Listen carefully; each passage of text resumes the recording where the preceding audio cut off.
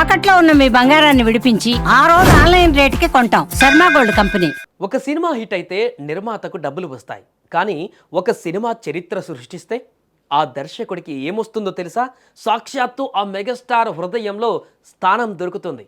Industry రికార్డులను తిరగరాసిన మన శంకర వరప్రసాద్ గారు సినిమా ఇప్పుడు కేవలం ఒక విజయం మాత్రమే కాదు, ఒక ఎమోషన్. ఈ సినిమా ఇచ్చిన కిక్ మామూలుగా లేదు.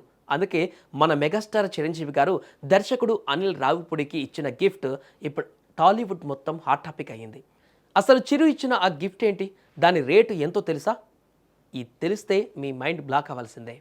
సినిమా షూటింగ్ టైంలో అనిల్ రావిపూడి సరదాగా అడిగేవారట, సార్ సినిమా హిట్ అయితే నాకేంటి అని. అప్పుడు చిరు చిన్నగా నవ్వి ఊరుకునేవారట. కానీ ఈరోజు సినిమా బ్లాక్ బస్టర్ అయ్యాక చిరంజీవి గారు అనిల్ని ఇంటికి పిలిచి ఒక చిన్న బాక్స్ చేతిలో పెట్టలేదు, ఏకంగా రేంజ్ రోవర్ స్పోర్ట్స్ కార్నే బహుమతిగా ఇచ్చేశారు. దీని విలువ ఎంతో తెలుసా? అక్షరాల 2,75,00,000 నుంచి 3,00,00,000 వరకు ఉంటుందట. అయితే ఇది కేవలం డబ్బున్న వాళ్ళు ఇచ్చే గిఫ్ట్ కాదు, మనసున్న మహారాజు మాత్రమే ఇవ్వగలిగే ప్రేమ. ఆ కారు చూసి అనిల్ రావిపూడి ఎమోషనల్ అయిపోయారు. నేనేదో చిన్న గిఫ్ట్ ఎక్స్పెక్ట్ చేశాను, కానీ మెగాస్టార్ రేంజ్ అంటే ఇదే కదా అంటూ కన్నీళ్లు పెట్టుకున్నంత పని చేశారు. ఇక్కడ మనం మాట్లాడుకోవాల్సింది కారు గురించి కాదు, చిరంజీవి గారి వ్యక్తిత్వం గురించి.